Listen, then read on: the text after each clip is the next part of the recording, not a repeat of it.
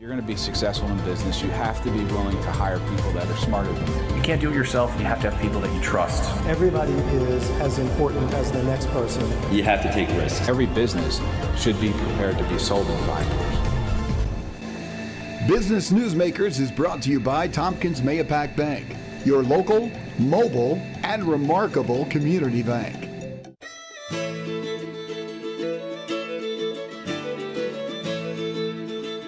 Hello, and welcome to Hudson Valley News Network's Business Newsmakers show, brought to you by Tompkins Mahopac Bank.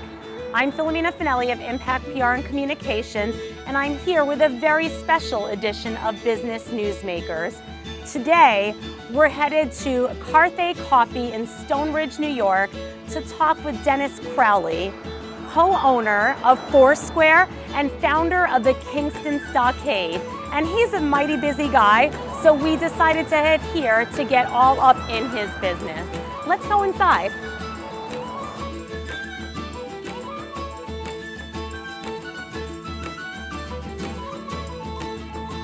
Thank you so much for joining me here today, Dennis. Thanks for having me. Excited to be here. Thanks. All of the Business Newsmakers viewers are probably excited to hear from you too, because you are somebody who knows an extraordinary amount about business.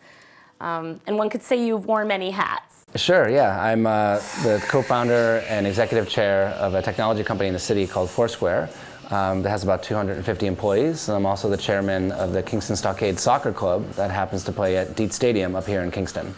That alone is a big deal. And you also sold another company at some point called Dodgeball that you founded. Yeah, it was my grad school thesis project. It was a project called Dodgeball that we sold it to Google many years ago. And I worked at Google for a couple years before starting Foursquare.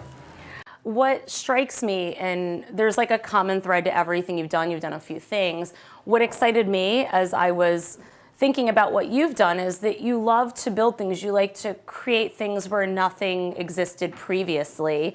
What about that attracts you? Yeah, I think it's it's fun to have an idea that I think a lot of people think is kind of crazy to begin with, or maybe even stupid, and to say, well, that's the thing that I want to do, and that's the thing I believe in, and that's the idea I want to try to create and see in the world. And all the things I've worked on, whether it was Dodgeball, our grad school thesis project, or the early versions of Foursquare, or even this idea of putting a soccer team in Kingston, people looked at them initially as like, these are crazy ideas, these can't possibly work. But then you kind of plug away at them in a couple years, and before you know it, you've got something great on your hands.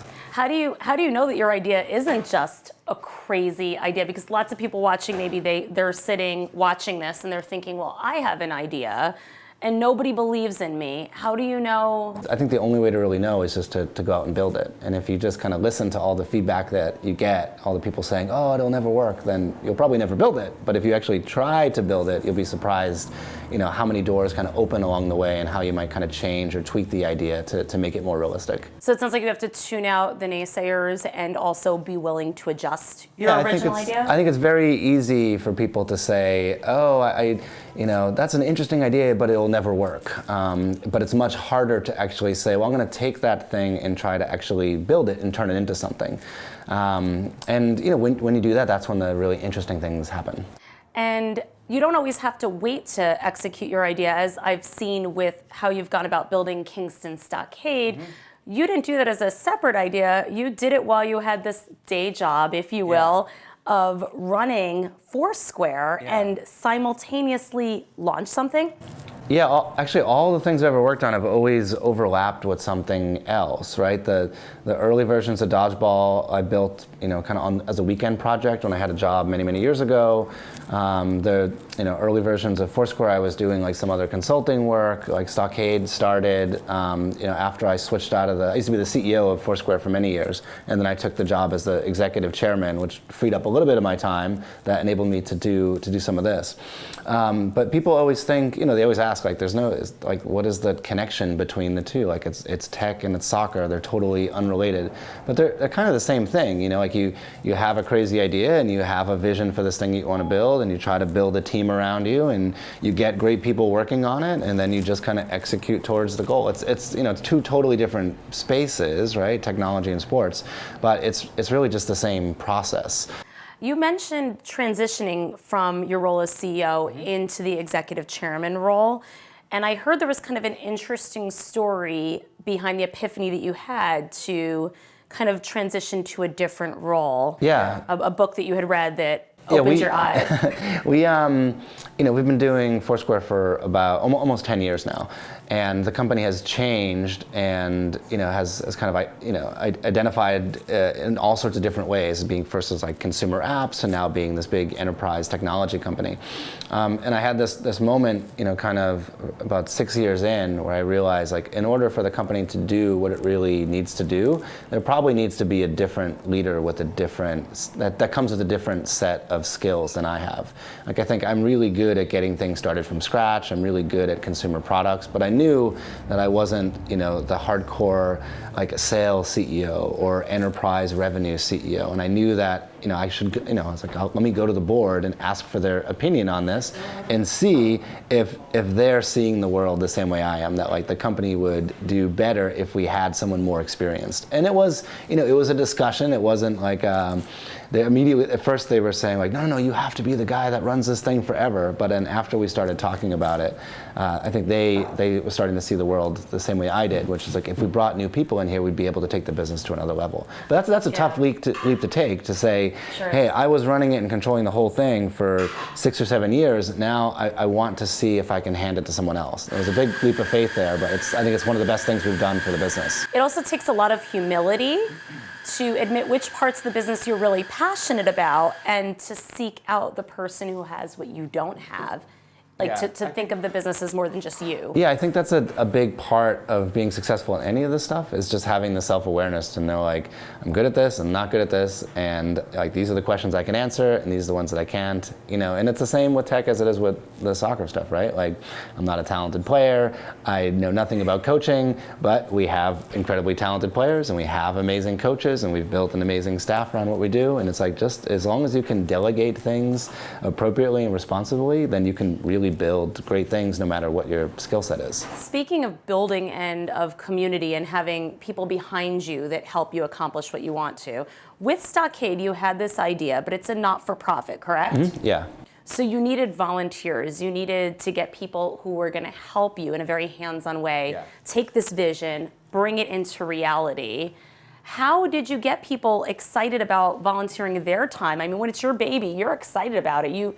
I've heard you've done everything from like rolling up T-shirts to... Oh yeah, well, everyone, it's really all hands on deck. Stockade operates as a 501c3, and it's not just folks from Kingston and the surrounding areas that pitch in on game days and with streaming, but it's like, my parents are back at our house here, and like we'll go through 2 hours of rolling T-shirts a day, like we'll go through the exercise of like, packing the car on game day mornings and getting everything ready to go. It's like all my friends will come up and they'll pitch into making it happen, and I think that's what people do. People. Is the passion contagious? Do you think they just catch a case of the Dennis Crowley and they're like, I want in on that? I think it's when like if the person in charge is really excited and is also actively participating, then I think other people get into it. So if you're willing to get your hands dirty. If I was there with a clipboard just checking off for people doing their jobs, I think it would be a lot different. But like I'm passionate about this. Like I'm very excited about it. I want my hands and everything and trying to help it make it work.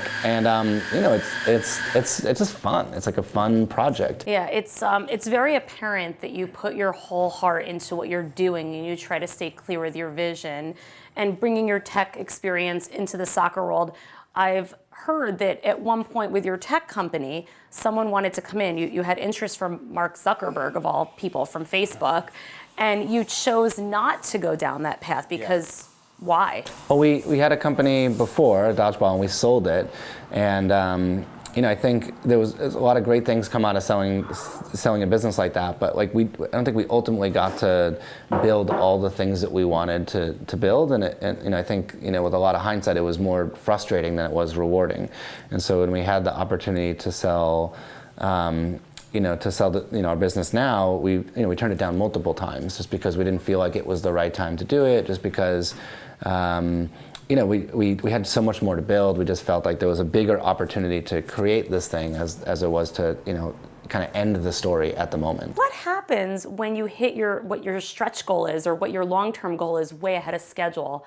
then what? How do you stay charged up? I think you just we do this with Foursquare, and we do this with Stockade too. It's just you reevaluate what the goals are, right? That's sort of the beauty of it, yeah, right? The goal is not you have this thing that you want to do, and you have a bunch of time to figure it out, and all you have to do is just try it a couple times until it works. Well, you're thinking 10 years. You're not, and when people start businesses, I'm sure there's many people out there watching who have an idea, they want to pursue it.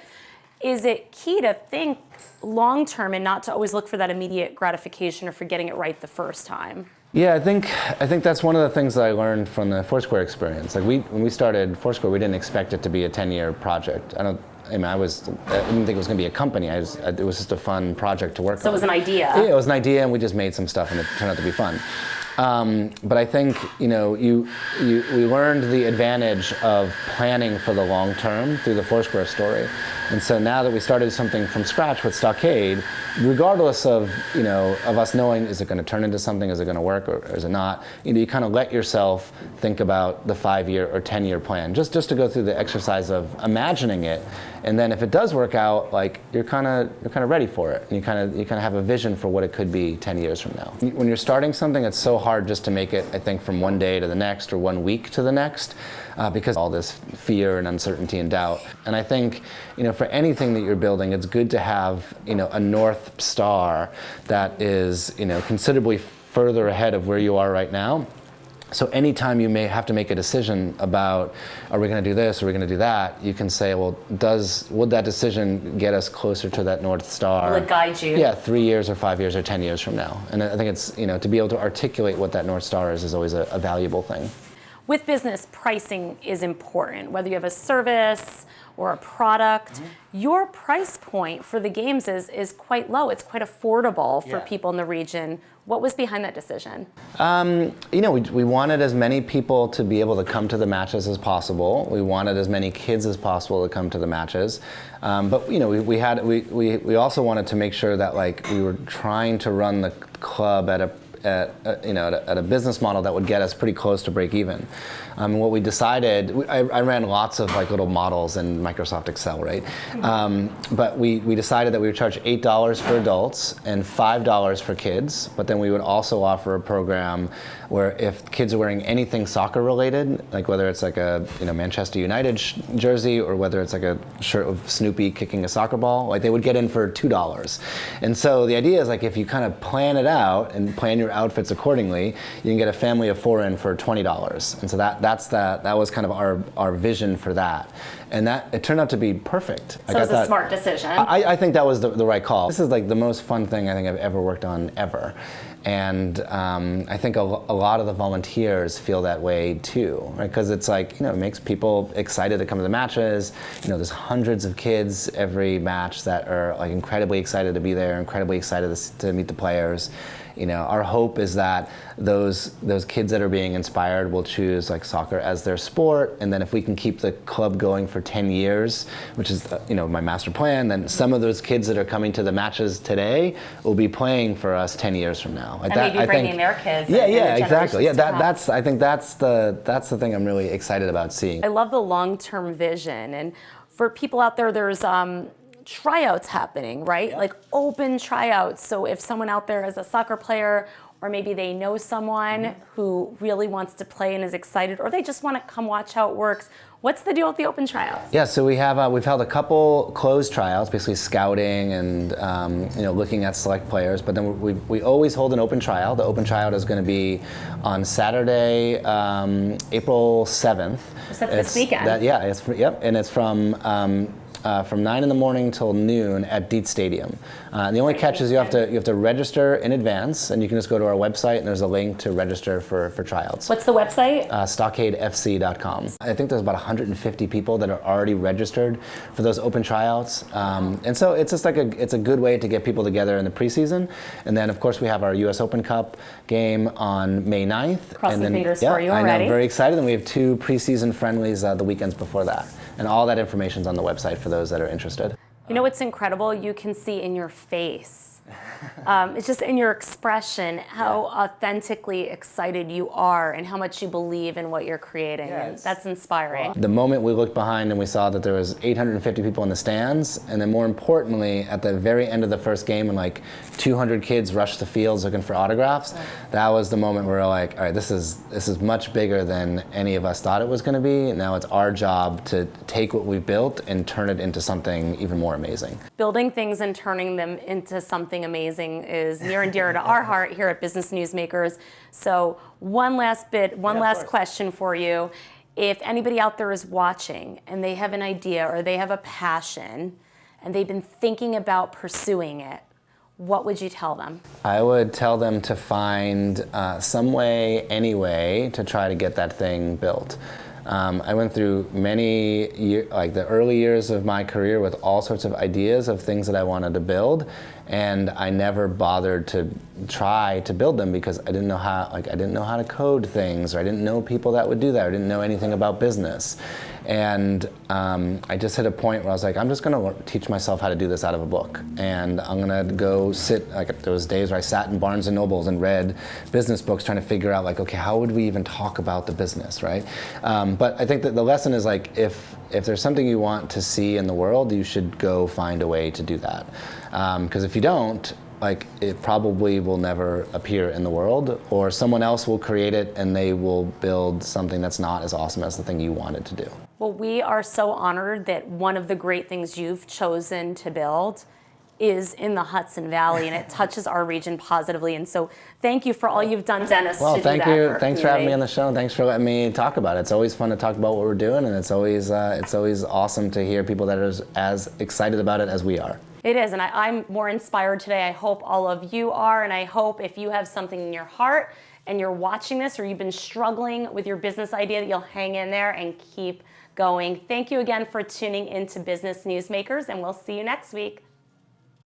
Now it's time for this week's Tompkins Tip with Amy Greiner, Vice President of Business Development. Business plans are not just for startups. They're crucial to every business's success, whether big or small, young or old. Establish the business's objective for the given year and create an annual plan to forward them and track progress, including outlining staff responsibilities, assessing required business investments, and maintaining continually updated progress reports. Analyze the firm's strengths, weaknesses, opportunities, and threats. Revisit the annual plan at least quarterly to assess progress, address problems, and fine-tune issues. Examine budgetary successes and difficulties, including the whys and hows of each, and if needed, steps required to resolve issues. Consult with the business's financial partners, such as your accountant, your banker, and insurance professional, to keep the plan on track and the business healthy. So get to work and get your plan on paper. Your business will thank you for it. Business Newsmakers is brought to you by Tompkins Mayapack Bank, your local, mobile, and remarkable community bank.